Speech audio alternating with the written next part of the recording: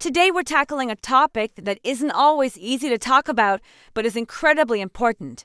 Communication and intimacy. Whether you're in a long-term relationship or just starting to explore a connection, open and honest communication can make all the difference. But let's be real, talking about desires, boundaries, and feelings isn't always simple.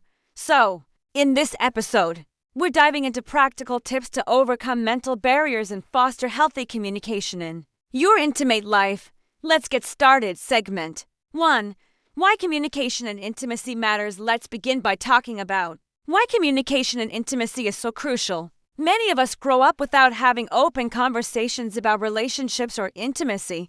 As a result, we often carry misconceptions, insecurities, and fears into our adult relationships. When we avoid these conversations, it can lead to misunderstandings, unmet expectations, and feelings of disconnection. On the flip side, when we engage in honest communication, we foster trust, deepen emotional connection, and create a safe space where both partners feel valued and heard.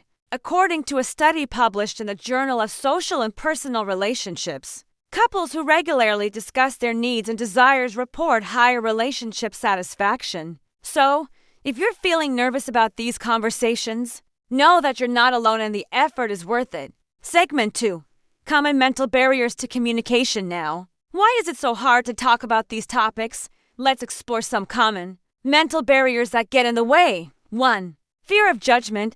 Many people worry that if they share their feelings or preferences, their partner will judge or reject them. 2. Embarrassment. Some topics might feel awkward or uncomfortable due to societal taboos or personal insecurities. 3. Fear of conflict. People may avoid sensitive conversations because they fear it will lead to arguments or hurt feelings. 4.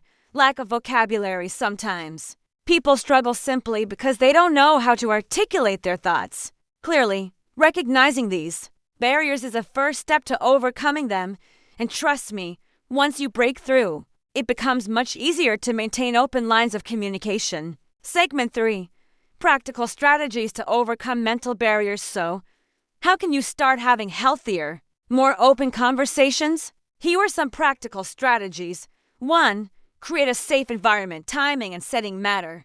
Choose a comfortable, private space and a time when you both feel relaxed. Avoid bringing up sensitive topics during stressful situations. 2. Use I statements instead of framing things as accusations. Express your feelings and needs from your perspective. For example, say, "I feel more connected when we talk openly," rather than "you never talk to me." 3. Start small. You don't need to dive into the most challenging topics right away. Begin with lighter conversations to build trust and comfort. 4. Be curious, not critical. Approach conversations with curiosity and a desire to understand, not to criticize or blame. Ask open-ended questions like, "What makes you feel most comfortable?" Or "How can we improve our connection?" 5. Normalize the conversation. The more you talk openly, the easier it becomes.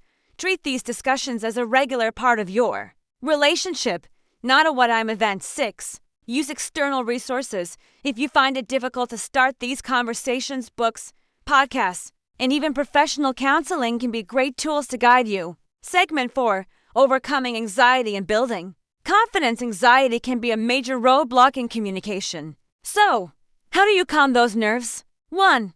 Practice self-awareness. Reflect on your feelings and what you want to communicate. Journaling can help you clarify your thoughts before discussing them. 2.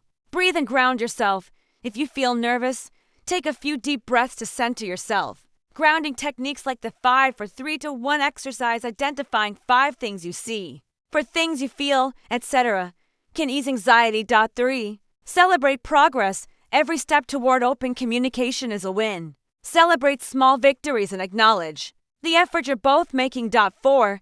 Seek support if needed. If anxiety continues to hold you back, consider speaking with a relationship counselor. Sometimes an outside perspective can help break down communication barriers.